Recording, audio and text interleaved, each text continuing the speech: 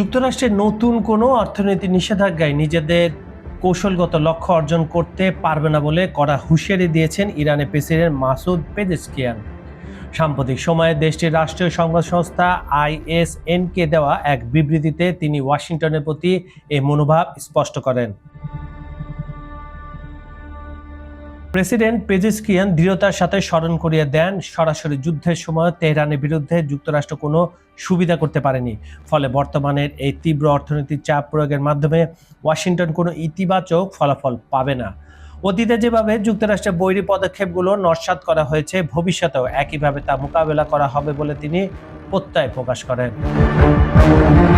তেহরানের বিরুদ্ধে মার্কিন প্রশাসন সর্বাত্মক অর্থনৈতিক চাপ সৃষ্টির নতুন উদ্যোগ হিসেবে কঠোর ব্যবস্থা গ্রহণের ঘোষণার পরই পেজেশকিয়ানের পক্ষ থেকে এই প্রতিক্রিয়া এলো। মার্কিন ট্রেজারি সচিবের বক্তব্য অনুযায়ী নতুন নিষেধাজ্ঞার প্রাথমিক লক্ষ্য হলো আন্তর্জাতিক আর্থিক বাজারে ইরানের বিদ্যমান সমস্ত বাণিজ্যিক স্বার্থ এবং দেশটির অন্যতম প্রধান চালিকা শক্তি তেল খাতের আয়ের উৎস সম্পূর্ণ বন্ধ করা।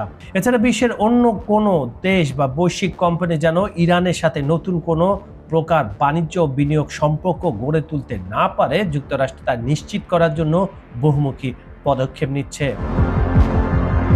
তবে মার্কিন প্রশাসনের এই সর্বাত্মক আন্তর্জাতিক বিধিনিষেধ ও আর্থিক অবরোধকে সম্পূর্ণ উপেক্ষা করেছে তেহরান।